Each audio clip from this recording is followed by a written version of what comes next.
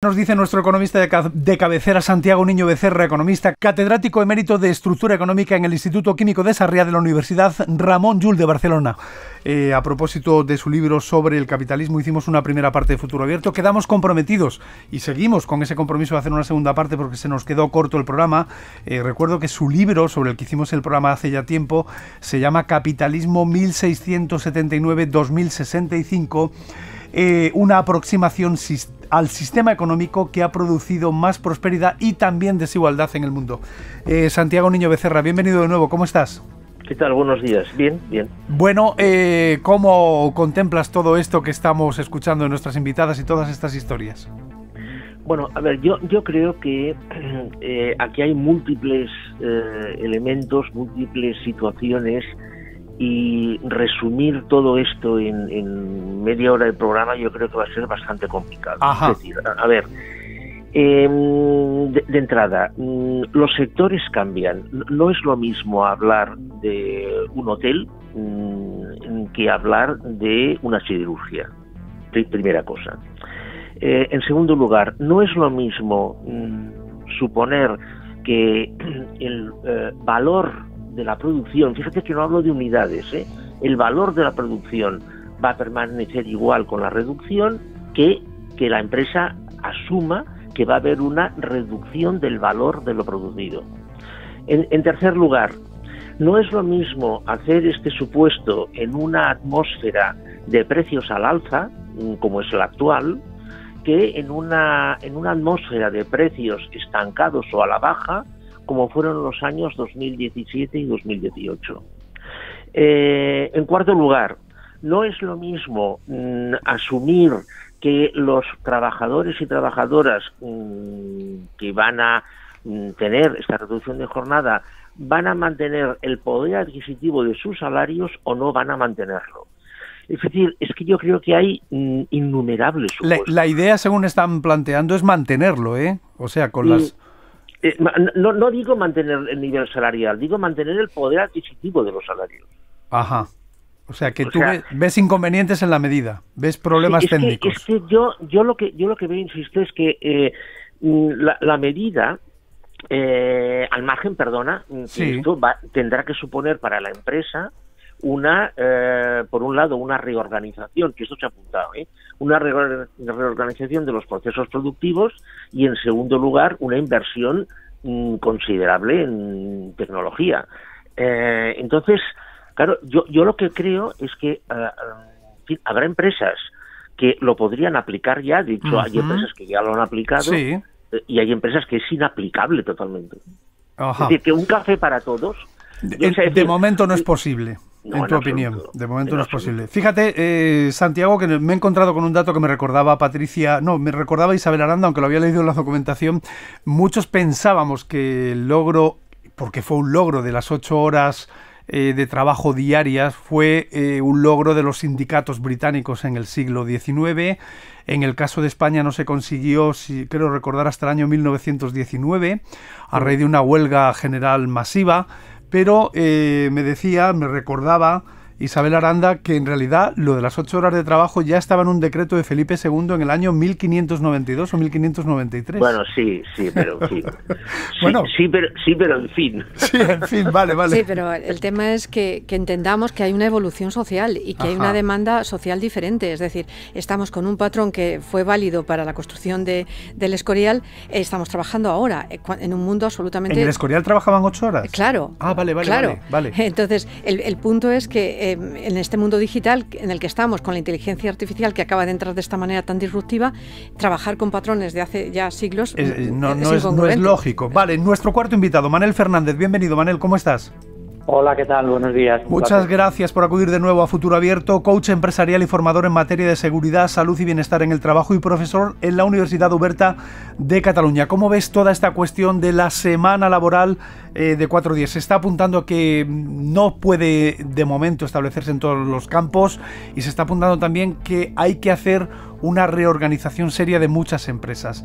En el caso concreto de nuestro país, todos los informes señalan que somos uno de los países europeos, y nuestra sindicalista Isabel Aranda lo sabe, donde más horas, Patricia Ruiz, perdón, más horas se trabajan nominales, pero menos productividad hay mucha cultura del presentismo, hay, perdón por la expresión, que nadie se me ofenda, mucho jefe, jefecillo, jefecilla, jefaza, jefazo, inútiles para la estructura final de lo que se dedica a esa empresa.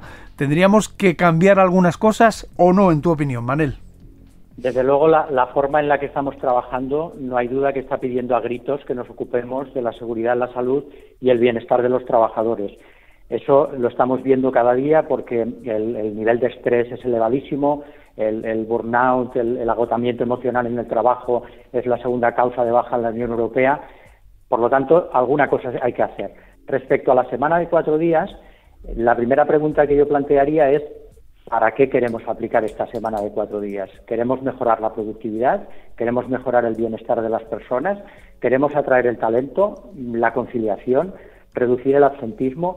Por lo tanto, no me gustaría poner agua al vino, pero dependiendo de pues qué espérate, Manel, se lo voy a trasladar a Patricia Ruiz, secretaria ejecutiva confederal de la Unión General de Trabajadoras y Trabajadores. ¿Qué queremos? ¿Mejorar la productividad, bajar el nivel de estrés, calidad de vida? ¿Qué queremos? Pues yo creo que queremos todo y se puede todo. Es cierto que no se puede aplicar la misma fórmula para todas las empresas. Todas tienen su idiosincrasia, tienen su forma de trabajo, sus necesidades, su estacionalidad, su ritmo de producción, etcétera. Entonces, lo que nosotros abogamos desde la UGT es que se creen acciones a través de planes de las empresas que vinculen la reducción de la jornada laboral, por ejemplo, con la creación de nuevos empleos adicionales, también que se vinculen las ayudas públicas. Es necesario tener ayudas públicas, sobre todo para las empresas que no pueden hacer esa inversión en digitalización y en innovación, para que puedan hacerlo, también para que puedan compensar de forma gradual. Esto también en la Comunidad Valenciana se ha hecho también un proyecto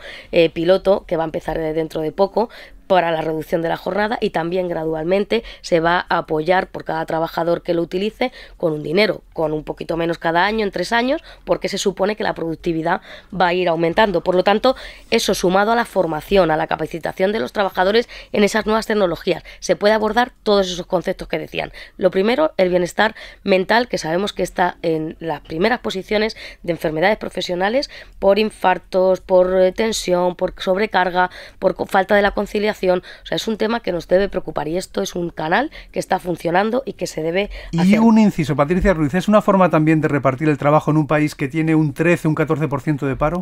Por supuesto, es hora ahora mismo de repartir esas horas de trabajo, ya que la tecnología nos da esa posibilidad, es hora de repartir. Por eso decía que a través de las empresas se deben elaborar planes que asocien también esa reducción de jornada con vinculación a nuevos puestos de trabajo. Manel Fernández, perdona el inciso, yo creo que la intervención era muy apropiada de Patricia Ruiz, y adelante con lo que estabas diciendo, adelante. Bueno, decía que en función de lo que pretendamos conseguir, la semana de 4 días puede tener sentido o simplemente no tener ningún sentido. Es cierto que los estudios nos dicen que la productividad está aumentando, pero también me gustaría señalar que los estudios deberían de ser longitudinales en el tiempo, porque las personas tenemos la capacidad hedónica de adaptarnos a las situaciones favorables y también a las desfavorables. Por lo tanto, hay que saber qué es lo que queremos. Si lo que queremos es conciliar, hay otras alternativas que serían previas a la jornada de 4 días. Si queremos atraer el talento, pues podemos apuntar a un trabajo más flexible. Si queremos mejorar la productividad, pues podemos trabajar de manera más efectiva. Y en todo caso, la semana de 4 días sería el final de un cambio cultural profundo en las organizaciones.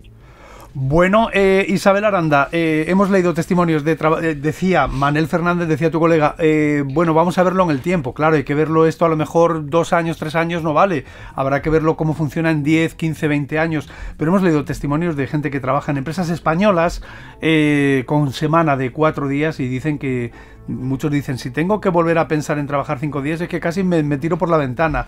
Gente que está súper ilusionada con su trabajo, que concilian mejor, que incluso en una empresa de Jaén, que ahora no recuerdo cómo se llama, llevan a la familia a la piscina de la empresa el fin de semana, o sea que hay como muy buen rollo. No sé si todo esto se va a caer con el tiempo como apunta Manel, o tú crees que son cimientos sólidos que van a cambiar la cultura del trabajo que hemos conocido. La evolución tanto de las empresas como de la sociedad está francamente orientada a la mejora del bienestar de las personas, y esto pasa por una mejora de la calidad de vida laboral.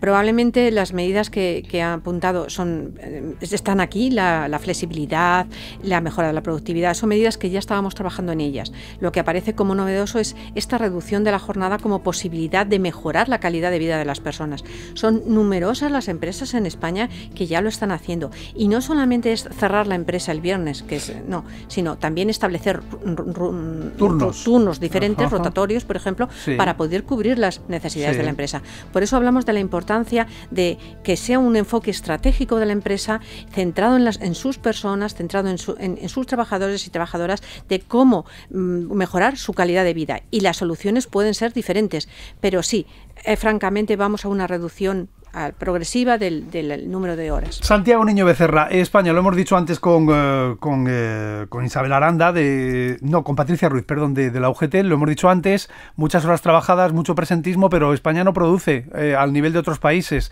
y hay estudios muy sesudos que dicen incluso a nivel de atención psicológica que durante las 3 primeras 4 horas, puede el trabajador o trabajadora funcionar más o menos bien. A partir de ahí se producen accidentes en la construcción, en la industria, los sindicatos lo saben muy bien, los empresarios también. ¿Qué opinas de todo esto?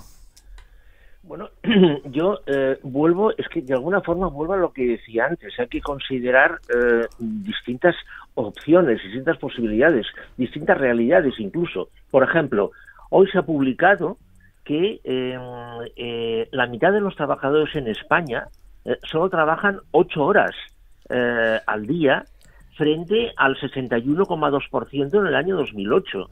Es decir, el 42% de los trabajadores trabajan solo de 2 a 4 horas diarias. Es decir, lo de la jornada de ¿Cómo? Espera, porque están aquí frunciendo el ceño y no nos hemos enterado muy bien. Vamos a ver, la mitad de los trabajadores en España a día de hoy... Es decir, las horas trabajadas en España ha caído. A ver, esto simplemente es una introducción a lo que venía a continuación. Sí. Es decir, la caída de las horas trabajadas ha caído. Patricia tenía el dato de 1.600 o 1.000, ¿cuántas eran al año? 1.777. 1.777 horas al año. El 42%, esto se ha publicado hoy, el 42% de los trabajadores trabajan diariamente entre 2 y 4 horas. ¿Por qué? Porque el número de contratos a tiempo parcial se ha disparado a raíz de la reforma laboral. Muchos fijos discontinuos, evidentemente, la tasa de temporalidad ha bajado, pero la tasa de fijos discontinuos ha aumentado. Claro. Bien, esto es una introducción a lo que venía ahora. Ya. Cuando hablamos de una jornada de 4 días semanales, estamos pensando en una empresa en una persona que trabaja a tiempo completo, es decir, que tiene un contrato a tiempo completo. Sí, estamos pensando en unas 32, 34 horas semanales, más o menos. Sí, una persona que tiene un contrato a tiempo parcial, me da igual que sea de 2 horas diarias, de 3 o de 6, me da igual. Evidentemente que estamos hablando de un 42%, o sea, es decir, estamos sesgando de alguna forma la realidad. Vale. O sea que no nos estamos fijando en que hay de cada 2 trabajadores uno que lo está pasando francamente muy mal, que con eso no puede vivir, entiendo. Bueno, es que de hecho eso explica el hecho de que en España el 15% de las personas ocupadas, según las estadísticas del INE, son pobres. Son pobres. Porque no trabajan la cantidad de horas suficientes para optar al salario mínimo. Patricia Ruiz, yo creo que que tienes que intervenir. Sí, por esa razón. Que tenemos un mercado laboral muy duro. Porque hay mucha contratación parcial, sobre todo protagonizada por las mujeres de manera forzada.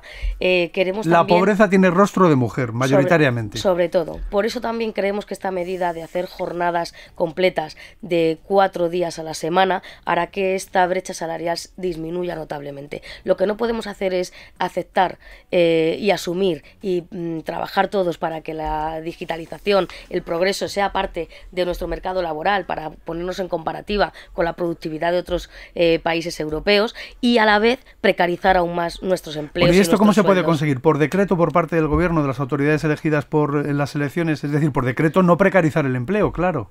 Por supuesto, estamos haciendo yo creo que grandes avances. El salario mínimo, que ha subido a los 1.080, también tiene rostro sobre todo de mujer, que ha subido bastante, son casi todo protagonistas ellas con este este aumento. Y bueno, yo creo que lo que tenemos que seguir insistiendo es en que a nivel del gobierno de España, pero también apoyado en experiencias de otros países. Portugal también está haciendo un proyecto piloto con sus empleados públicos y con las empresas privadas, que también va a empezar este año y el año que viene, también con subvenciones. Es necesario también responsabilizar o concienciar a Europa. Ahora mismo, por ejemplo, desde la UGT hemos participado en la conferencia por el futuro de Europa y hemos determinado qué modelo de sociedad queremos para Europa. Y tiene que ser un modelo de sociedad basado en el trabajo y en el bienestar del trabajo. Hemos hecho junto con el grupo progresista un proyecto piloto de las 32 horas semanales también en Europa. Yo creo que esto es importante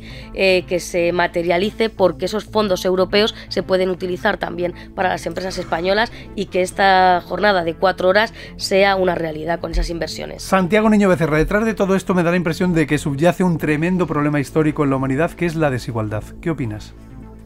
Bueno, a ver, la desigualdad lleva décadas aumentando. Simplemente permitidme un dato. En el año 1928, es decir, un año antes de que empezara la depresión, en Estados Unidos, el 1% más rico de la población controlaba el 26% de la riqueza. Se pusieron en marcha una serie de políticas, etcétera, etcétera, y en el año 1975 el 1% más rico de la población de Estados Unidos controlaba el 7,5% de la riqueza. Hoy, en Estados Unidos, el 1% más rico de la población controla el 34% de la riqueza. Uf. Es decir, la humanidad tiende a la desigualdad. Pero perdonadme, Santiago, me da la sensación que los escandinavos lo vieron venir muy bien ya en los años 40, 50 y establecieron la socialdemocracia. Es decir, bueno, tú puedes ser muy rico, puedes ganar mucho, pero te voy a freír impuestos y de alguna forma vas a devolver a la sociedad con lo que tú te estás lucrando y haciendo. Y se llegaron a pagar, en algunos casos, 80-90% de ingresos se han llegado a pagar en Europa de impuestos. ¿Esto podría ser una solución? Sí, pero perdona, es que en Estados Unidos, yo sigo con Estados Unidos, ya nos hemos olvidado que en la administración Eisenhower el impuesto sobre beneficios de sociedades llegó a alcanzar el 80%. Ajá. O sea, lo que pasa es decir, para reducir la desigualdad, la humanidad tiende a la desigualdad. Entonces ha de ser a través de un acto voluntario. ¿Por qué dices que tiende a la desigualdad? Porque habría que establecer que Estados Unidos es un modelo social, político y económico, sobre todo económico y social, y Europa es otra cosa diferente. No. Lo que me refiero es que si analizamos la historia, sí. O sea, hasta hace 4 días la desigualdad era máxima. Había un rico y el resto eran pobres. Bien, entonces, por una serie de factores históricos y evolutivos, se llegó a la conclusión, y fueron los escandinavos, en los que la desigualdad había que reducirse. De hecho, en Suecia, los acuerdos de Saltsjöbaden del 38 llegaron a esa conclusión. Entonces, bueno, pasó lo que tú dices. La burguesía aceptó pagar impuestos, los trabajadores aceptaron no hacer huelgas y portarse bien, y se puso en marcha un modelo de protección social con la bendición de el rey. Bueno, y porque enfrente tenían a 3 millones de soldados soviéticos con no sé cuántas divisiones acorazadas y mecanizadas que amenazaban con en 7 días ponerse hasta en Marruecos si querían. Por ejemplo. Bueno, la cuestión es que en Estados Unidos, insisto, esto lo entendieron después de la Segunda Guerra Mundial. Y bueno, y Truman, Eisenhower, Johnson pusieron, las administraciones me refiero, pusieron en marcha una serie de políticas fiscales en las cuales la desigualdad se redujo en vertical. Bueno, llegó el señor Reagan y se puso en marcha pusieron en marcha una serie de políticas y la desigualdad se disparó. Sí. Y todos los estudios que se han hecho a partir de entonces, OCDE, Banco Mundial, Fondo Monetario Internacional, con proyecciones hasta el año, incluso entes privados, como la Société Générale, con proyecciones hasta los años 2050-2060, apuntan a que la desigualdad va a seguir aumentando. Bueno, esperamos que haya un cambio de ciclo que se inició efectivamente, como tú estás marcando muy bien, con Reagan, incluso podemos decir con Margaret Thatcher en el Reino Unido, que fue la profesora, decís algunos expertos, de Ronald Reagan, y quizá ahora sí habrá otro periodo diferente, pero hace tiempo que no escuchamos a Manel Fernández. Adelante, Manel. Bueno, yo lo que quería decir es que podemos cambiar la jornada, podemos cambiar los horarios, pero si no atacamos al sustrato que hace crecer todo esto, tendremos a gente con 4 días a la semana trabajando, pero con los mismos problemas de agotamiento emocional. Creo que tenemos una normativa de seguridad y salud laboral que tenemos dificultad para aplicarla en nuestro país. De hecho, hay muchas empresas que todavía no han evaluado los riesgos psicosociales, y si no trabajamos sobre esos aspectos previos, al final la semana de 4 días no mejorará lo que pretendemos, que es mejorar la vida de las personas. Futuro Abierto. Reflexión. Debate. Participación. Futuro Abierto en la radio de todos, en Radio Nacional.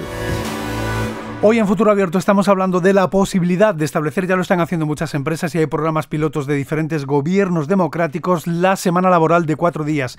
Y lo estamos haciendo con 4 expertos, con Manel Fernández, coach empresarial y formador en materia de seguridad, salud y bienestar en el trabajo y profesor en la Universitat Oberta de Cataluña, con Santiago Niño Becerra, catedrático emérito de Estructura Económica en el Instituto Químico de Sarriá de la Universidad Ramon Llull de Barcelona, con Isabel Aranda, profesora del EAE Business School y psicóloga especializada en Psicología del Trabajo y Coaching, y con Patricia Ruiz, que es la secretaria ejecutiva confederal de la Unión General de Trabajadoras y Trabajadores. Patricia, decía Manel, tenemos dificultad para implementar las normativas de salud en los puestos de trabajo. Hay muchas empresas que no han hecho todavía ese proceso. ¿Cómo estamos?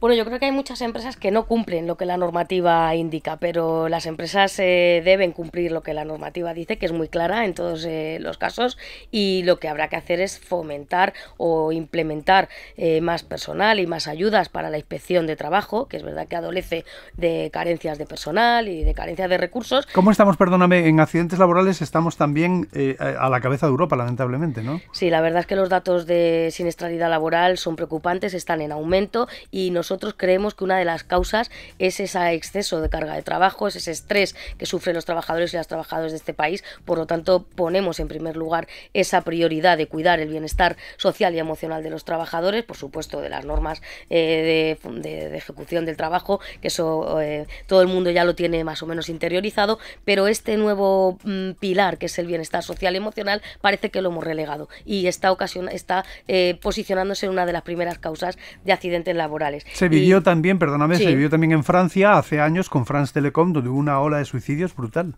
Sí, efectivamente, y en las encuestas que se hacen, muy pocas, de forma muy testimonial, pero en algunas empresas que se han hecho encuestas de satisfacción, en muchos de los casos, entre el 5 y el 10% de los trabajadores han pensado en suicidarse. Esto no es tolerable en una sociedad avanzada como la nuestra.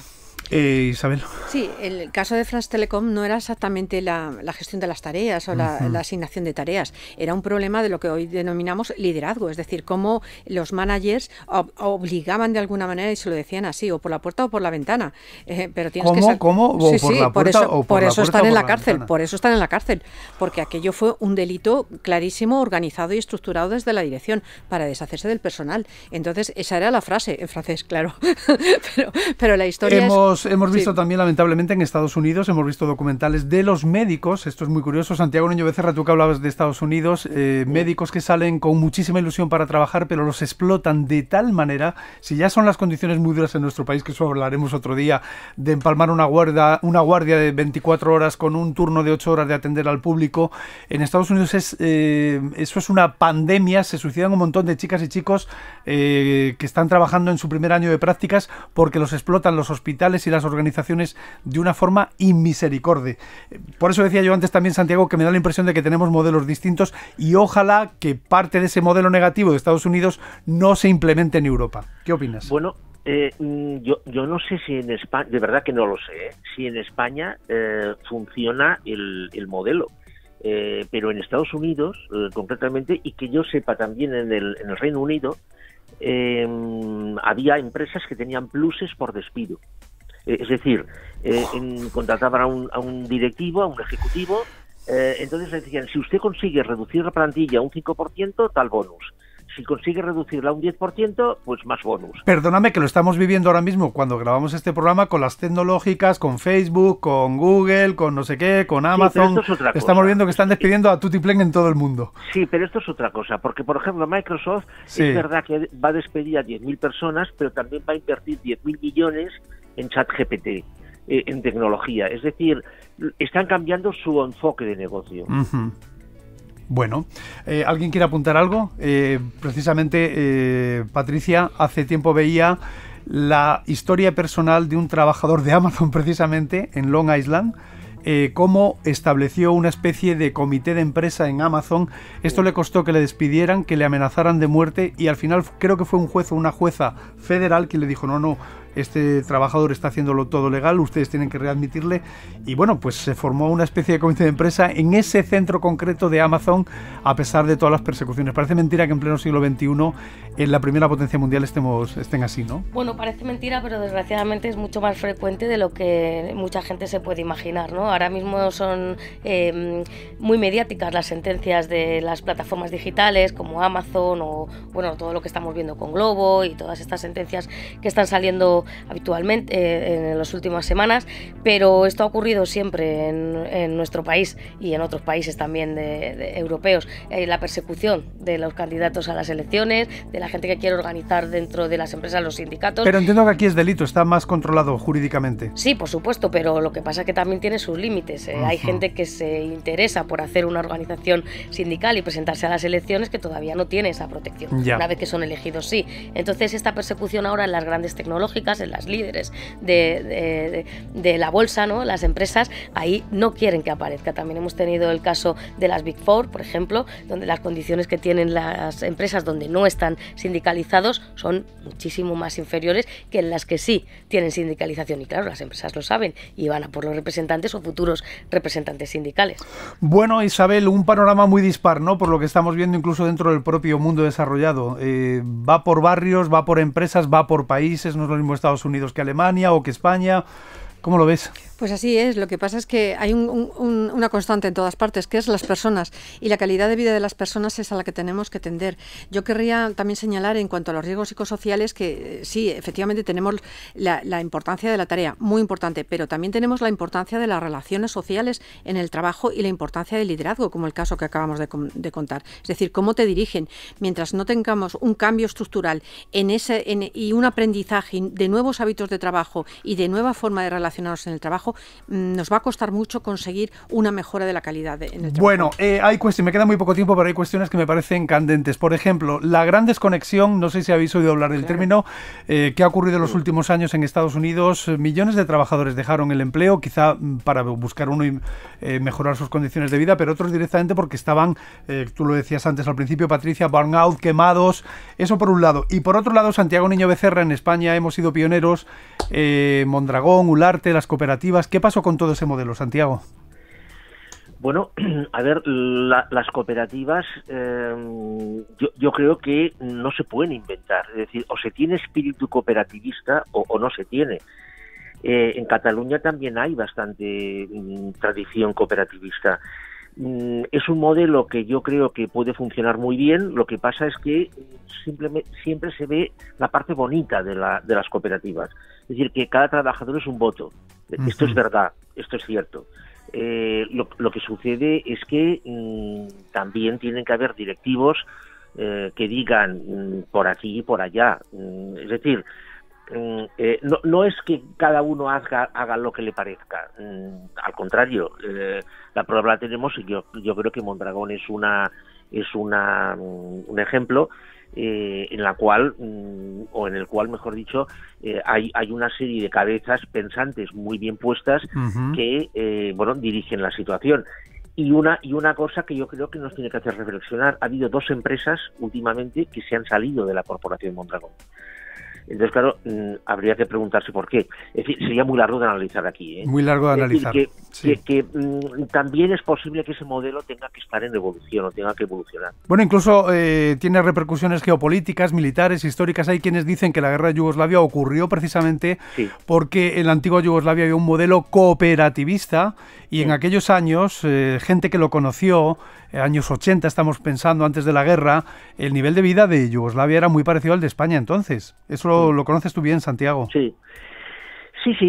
Lo que pasa es que, claro, a ver, esto es verdad, pero claro, no olvidemos que el modelo político existente en Yugoslavia no era una democracia. Ya, claro. Bueno, entonces, claro, es decir, si resulta que hay un comité, o llámalo como quieras, perdón, hay un comité, o llámalo como quieras, que dice por aquí, y ese comité pues está integrado por personas que tienen las ideas muy claras y las cabezas muy bien amobladas, y las cosas funcionan, pues, pero genial, pero eso no es una democracia. Ya, está claro. Y ocurrió lo mismo en Mondragón, que surgió en pleno franquismo, si no recuerdo mal, recuérdalo tú, Santiago, a iniciativa de un sacerdote jesuita, que no le convencía, por supuesto, el comunismo estalinista, ni tampoco el capitalismo salvaje explotador. Y surgió esa idea y, bueno, pues prosperó bastante bien. Estamos en tiempo de descuento. Voy a empezar por ti. Lamentablemente se nos queda cortísimo, efectivamente, como decía Santiago. Santiago Niño Becerra, tienes tiempo para dejarnos una reflexión, un deseo, lo que tú consideres oportuno. Bueno, que pensemos que la historia enseña, la historia demuestra que nada es eterno. Es decir, que hoy las cosas pueden ser de una manera y mañana pueden ser de otra, y que la historia está plagada de estos ejemplos como estos. Recordemos que la Iglesia Católica, hasta finales del siglo XIX, asumió la esclavitud. Sí. Y sigues en tus 13, como dice tu libro, de que para 2065, 2070 se viene abajo esta forma de entender las relaciones humanas, de productividad, de generación de riqueza, de trabajo. A ver, yo lo que digo es que en los últimos 2000 años los sistemas económicos han tenido una duración entre 250 y 260 años. Ajá. Esta regla se ha cumplido a rajatabla. Si esta vez se sigue cumpliendo esta regla, entre el 2060 y el 2070 el capitalismo evolucionará hacia otra cosa. Bueno, pues vamos a ver, que Dios nos dé salud para poder verlo.